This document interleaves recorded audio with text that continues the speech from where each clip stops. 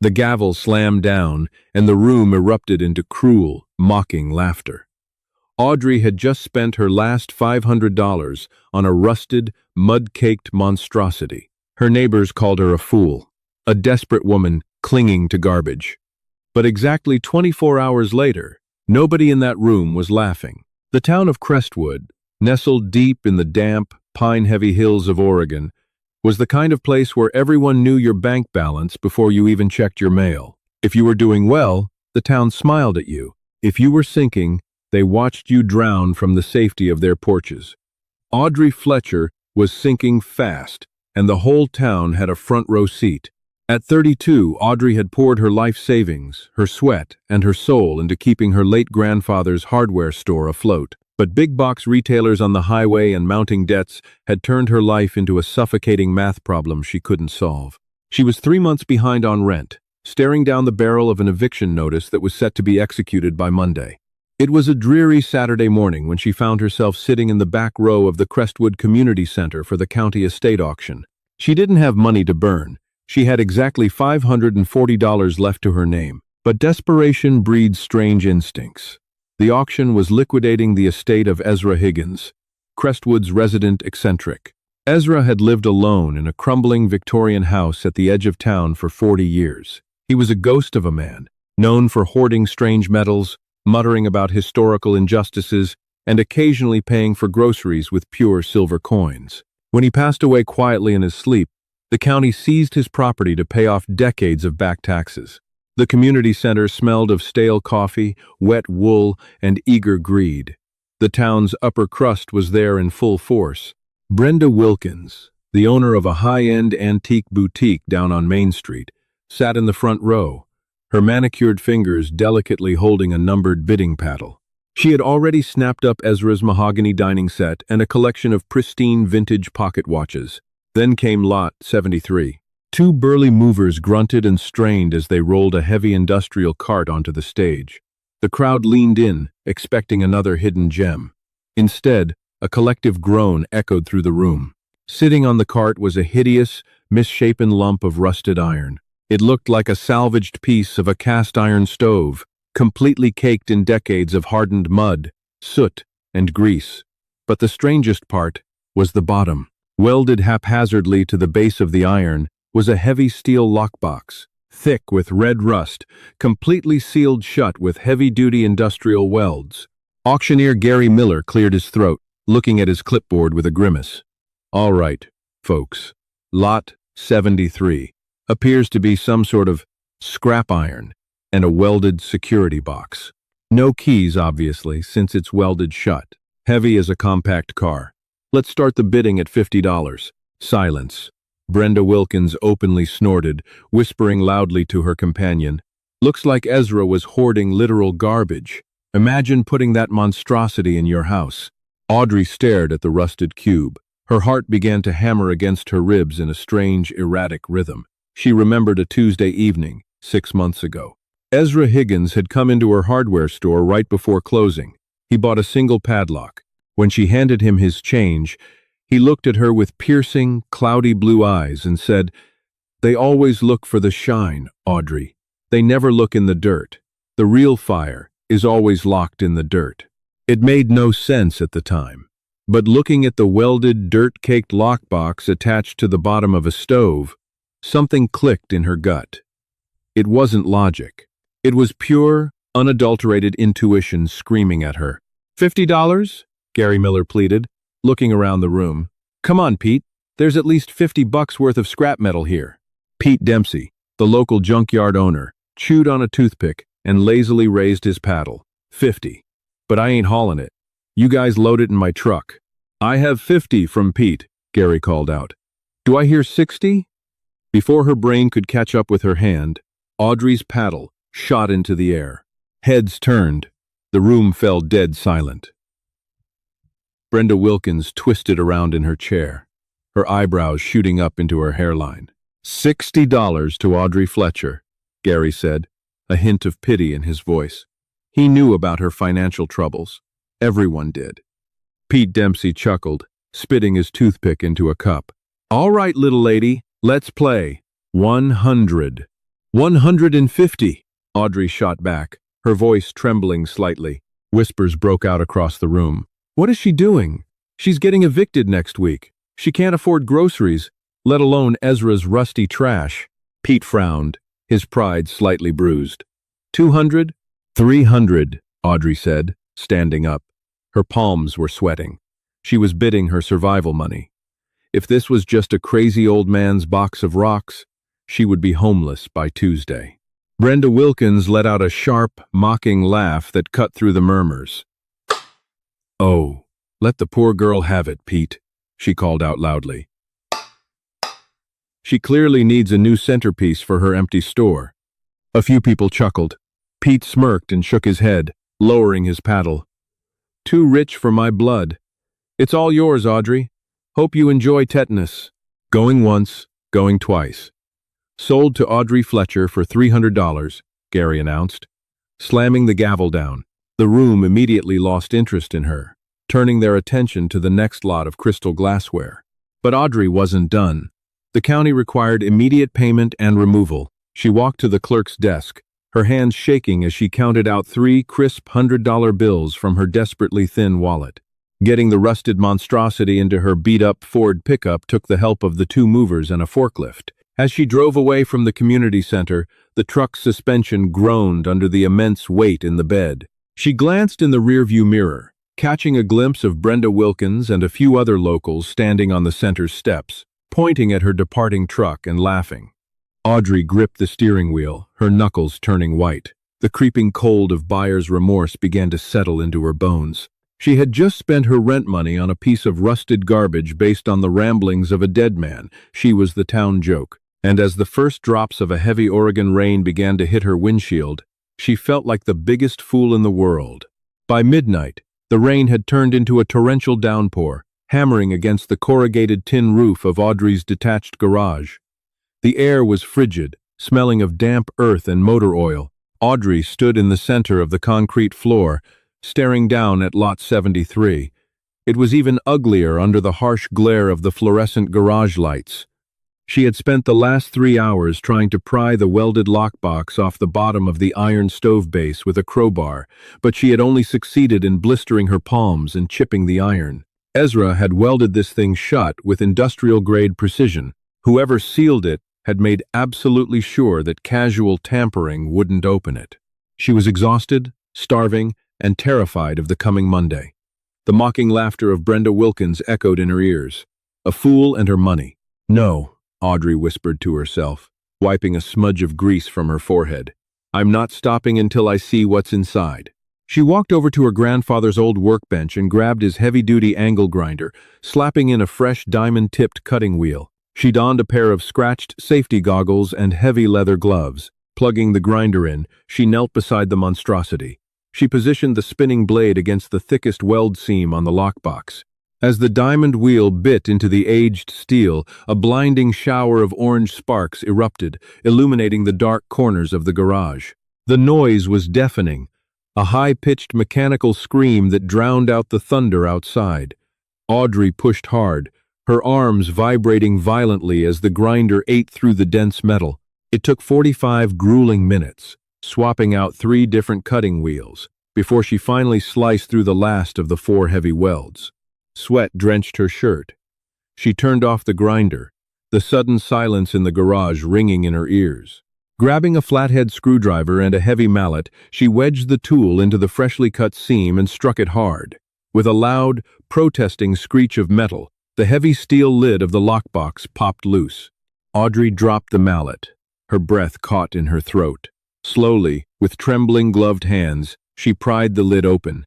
A puff of stale, ancient air drifted out, carrying the distinct scent of dried lavender, motor oil, and old paper. She leaned over the box, peering into the dim interior. There were no stacks of gold coins. There were no bundles of cash. A crushing wave of disappointment threatened to buckle her knees. Instead, resting at the bottom of the rusted steel box was a tight bundle wrapped in thick, yellowed oilcloth, bound tightly with copper wire. Audrey reached in and lifted it out. It was surprisingly heavy, maybe 15 pounds. She carried the bundle to her workbench, sweeping aside wrenches and loose screws to make room. Taking a pair of wire snips, she carefully cut the copper binding. She folded back the stiff, greasy flaps of the oilcloth. Inside lay 3 objects. The first was a small leather-bound ledger, its pages warped with age.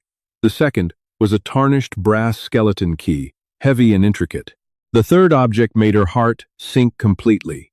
It was a solid rectangular block, slightly smaller than a standard brick, painted in a thick, ugly, matte black industrial coating. It looked like a piece of lead ballast, used for weighing down a boat. Lead, Audrey whispered, a tear of sheer frustration escaping her eye, cutting a clean track through the soot on her cheek. I paid $300 for a piece of lead and an old book. She slumped onto a stool, dropping her head into her hands. It was over. She was going to lose the store. She was going to lose her home. The town was right. Minutes passed. The rain continued to beat against the roof. Finally, Audrey sighed and reached for the leather-bound ledger. She carefully opened the fragile cover. The handwriting inside was elegant, spidery, and written in faded sepia ink. It wasn't Ezra's handwriting. It looked decades, maybe centuries, older. She squinted at the first page. It was written in Spanish. Audrey had taken 4 years of Spanish in high school, enough to pick out a few key words.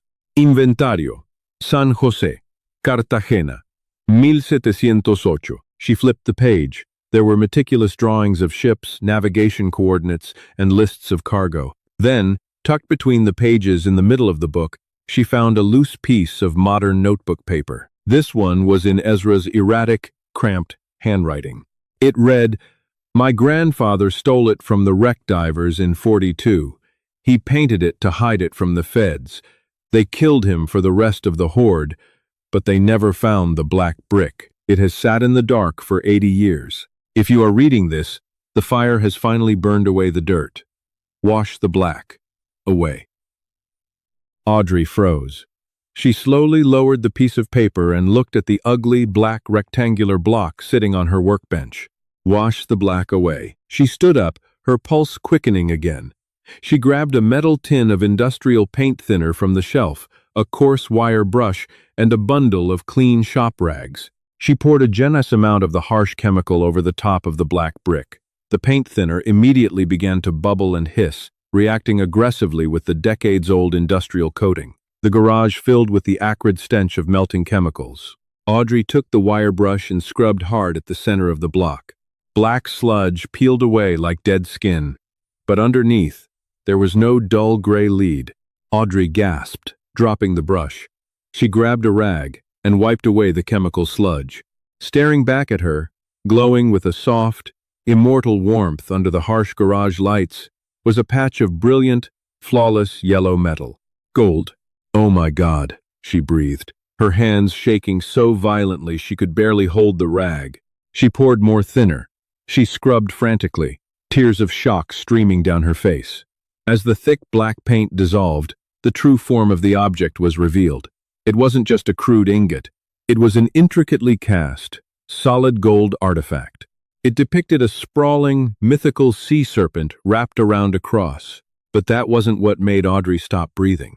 As she scrubbed the paint away from the eyes of the serpent, the brush caught on something hard. She wiped the sludge away to reveal 2 massive, flawless, uncut green stones embedded into the gold. Emeralds. Emeralds the size of quail eggs.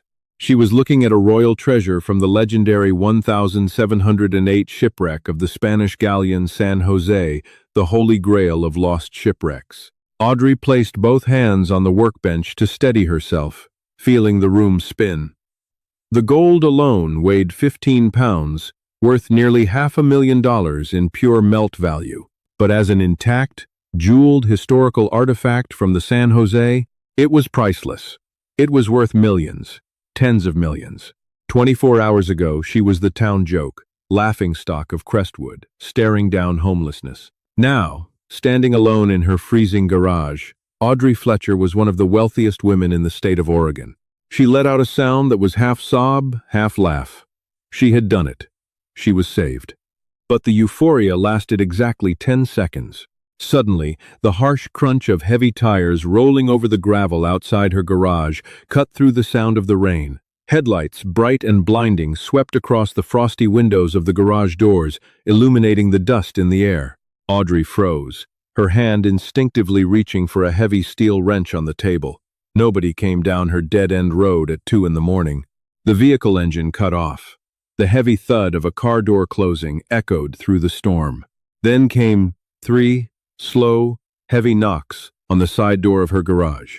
Audrey stared at the door, her blood running cold, realizing that someone else in town might have known exactly what old man Ezra had hidden in the dirt.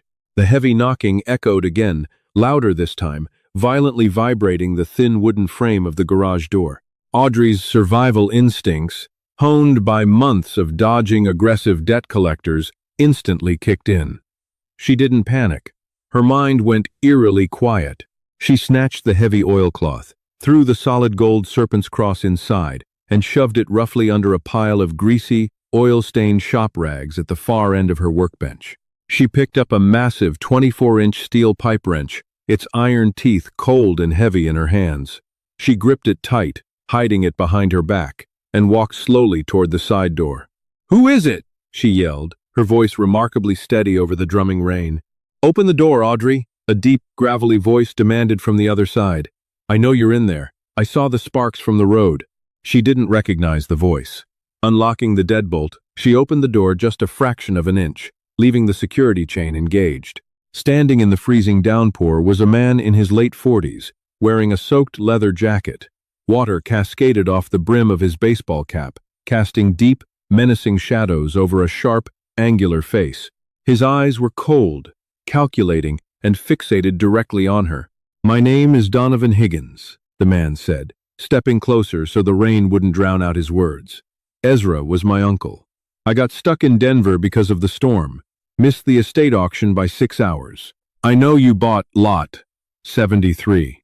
I'm here to buy it back." Audrey's grip tightened on the wrench. Ezra had never mentioned a nephew. In fact, the old man had famously claimed he was the last of his bloodline. "The auction is over," Audrey said flatly. "The county sold it to me legally. It's mine. You can leave now." Donovan's facade of politeness vanished instantly. He slammed his heavy boot against the door, snapping the flimsy security chain like a dry twig. The door flew open, knocking Audrey backward onto the concrete floor. The pipe wrench clattered out of her hands, sliding out of reach under a rusted lawnmower. Donovan stepped into the garage, shaking the water from his jacket like a wet dog. He locked the door behind him. His eyes scanned the room, immediately locking onto the severed, rusted lockbox sitting on the floor and the diamond-tipped angle grinder resting beside it. "You stupid local," Donovan sneered, walking past her. "You thought you bought scrap metal?"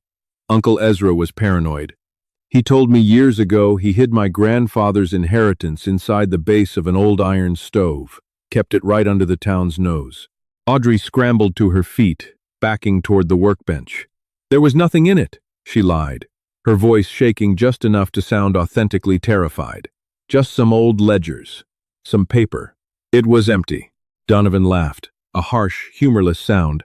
He walked over to the workbench. He picked up the leather-bound ledger, flipping off-handedly through the ancient Spanish text. But then, he stopped. His eyes fell on the metal tin of industrial paint thinner. Then, he looked at the wire brush. Finally, he stared at the small puddle of melted black sludge on the work table. Embedded in the toxic black goo were tiny, microscopic flecks of brilliant yellow gold that Audrey had failed to wipe away. The silence in the garage became absolutely suffocating. Donovan turned to her, his hand reaching into his leather jacket. He pulled out a heavy, snub-nosed revolver, pointing it directly at Audrey's chest. "Where is the brick?" he whispered, his eyes wide with a sudden manic greed. "Where is the San Jose gold?" Audrey's heart slammed against her ribs. He knew exactly what it was. Her eyes darted frantically around the room. She was cornered. To her left was the open can of paint thinner. To her right, the pile of dirty rags concealing the priceless artifact. I sold it," she stammered, raising her hands. "I called a guy from Portland. He came and picked it up an hour ago." "Liar," Donovan barked, cocking the hammer of the revolver. "The paint thinner is still wet. It's in this room. He stepped closer, waving the gun toward the workbench. Move away from the table. Audrey took a step to the right. As Donovan lunged forward to tear apart the workbench, he made a critical, arrogant mistake. He took his eyes off her for a fraction of a second. Audrey didn't hesitate. She grabbed the open tin of industrial paint thinner and hurled the contents directly into Donovan's face. The man let out an agonizing, blood-curdling scream as the harsh chemicals splashed into his eyes. He dropped the gun, clutching his face, stumbling blindly backward into the heavy iron stove base. Audrey moved like lightning. She grabbed the oilcloth bundle hidden under the rags, the 15 pounds of solid gold nearly throwing her off balance. She sprinted for her beat-up Ford pickup parked in the center of the garage. She threw the gold onto the passenger seat, vaulted into the driver's side, and jammed the keys into the ignition. The old engine roared to life on the first try. Donovan was recovering, violently rubbing his red, burning eyes with his sleeves, screaming curses as he blindly felt around the floor for his revolver. Audrey slammed the truck into reverse. She didn't bother waiting for the slow automatic garage doors to open. She floored the accelerator, sending the heavy pickup crashing backward through the wooden garage doors in an explosion of splintered wood and broken glass. The truck fishtailed wildly in the muddy driveway before Audrey wrestled it into drive, tires spinning and catching gravel as she tore out onto the dark, rain-swept highway. She didn't look back. She drove into the night, her hands gripping the steering wheel so hard her knuckles ached, the gold artifact sitting quietly on the seat beside her. By 9 a.m., on Monday, the town of Crestwood was buzzing with gossip. The sheriff's department had found Audrey's garage destroyed, a man named Donovan Higgins in custody for breaking and entering, and Audrey Fletcher completely missing. Brenda Wilkins was standing in the local coffee shop, holding court. "I told you all," Brenda smirked, sipping her latte. The girl finally snapped. Spent her last dime on trash, destroyed her own property for the insurance money, and skipped town. The bank is foreclosing on her hardware store at noon today. But Audrey wasn't on the run. She was sitting 300 miles away in a high-security, climate-controlled office in downtown Portland. Across a polished mahogany table sat Dr. Jonathan Reed, one of the foremost experts in maritime antiquities on the West Coast. For 20 minutes, the only sound in the room had been the ticking of a grandfather clock and the heavy, ragged breathing of Dr. Reed. He had a jeweler's loupe pressed to his eye, carefully examining the emeralds set into the gold serpent. His hands, clad in white cotton gloves, were visibly trembling. Finally, Dr. Reed lowered the loupe. He took off his glasses, wiping sweat from his forehead. "Miss Fletcher," he whispered, his voice cracking with sheer reverence, "do you comprehend what you have brought into my office?" "I know it's from the San Jose," Audrey said, sitting rigidly in her chair. Ezra's note said his grandfather took it from wreck divers in 1942. "This isn't just from the San Jose," Dr. Reed corrected, his eyes shining. "This is the Cruz de la Serpiente, the Serpent's Cross. It was a royal commission by King Philip V of Spain, meant as a gift for the Viceroy of Peru. It was listed on the galleon's manifest, but was thought to be lost to the ocean floor forever. The emeralds alone are flawless, muso stones. The provenance, the historical significance. It is unparalleled." "How much?" Audrey asked, her voice tight. Dr. Reed leaned back, staring at the gold as if it were a holy relic. "At a private auction house like Sotheby's or Christie's, with the ledger validating its extraction timeline, I would conservatively estimate the opening bid at $8 million. It will likely sell for double that." Audrey stopped breathing. The room spun. $16 million. The ensuing legal battle was brutal, but utterly one-sided. When news broke of the discovery, Crestwood County immediately attempted to file an injunction to seize the artifact, claiming they had not intended to sell a priceless treasure. Audrey's high-powered legal team, hired on contingency by Dr. Reed's firm, crushed the county in a single afternoon. They presented the signed, ironclad auction receipt, penned by Gary Miller himself, which explicitly stated, "Lot 73, scrap iron, attached lockbox, and all interior contents, sold as is." By the time the gavel fell at Christie's in New York 3 months later, the Serpent's Cross ignited a bidding war between a tech billionaire and an anonymous royal family. The final hammer price was a staggering $18.4 million. After taxes and auction fees, Audrey Fletcher walked away with just over $10 million in liquid cash. Exactly 6 months to the day after she bought the rusted stove, Audrey returned to Crestwood. It was a crisp, bright Tuesday morning. The town hadn't changed, but the way they looked at her certainly had. Whispers followed her like a shadow. People who had laughed at her now smiled obsequiously, waving from the sidewalks. Audrey ignored them all. She parked her brand-new, customized matte black Ford Raptor in front of her grandfather's hardware store. It had been completely renovated. The debt paid off in a single wire transfer months ago. She walked past the store, heading straight down Main Street until she stopped in front of Elegance and Lace, Brenda Wilkins' high-end antique boutique. Brenda was arranging a display in the window. When she saw Audrey standing on the sidewalk, her face turned the color of chalk. Brenda pasted on a painfully fake, tight smile and opened the front door. "Audrey, darling," Brenda trilled, her voice dripping with artificial sweetness. "We are all just so incredibly thrilled for you. Truly. I always knew there was something special about you. In fact, I'd love to invite you to dinner." "Save it, Brenda," Audrey interrupted, her voice perfectly calm and cold. Audrey reached into her designer leather tote bag and pulled out a manila envelope. She handed it to the stunned boutique owner. "What is this?" Brenda asked, looking at the envelope as if it were venomous. "It's a notice of non-renewal," Audrey said, a genuine, radiant smile finally breaking across her face. "I bought this building yesterday. The entire block, actually. I'm expanding my hardware store, and I need this retail space. You have 30 days to vacate my property." Brenda's jaw dropped, her perfectly manicured hands shaking as she clutched the envelope. The absolute devastation in her eyes was worth every single rusty, terrifying moment Audrey had endured. Audrey turned on her heel and walked away, the crisp autumn wind catching her hair. The whole town had laughed at her for spending $500. Now, she owned the town. And as she unlocked the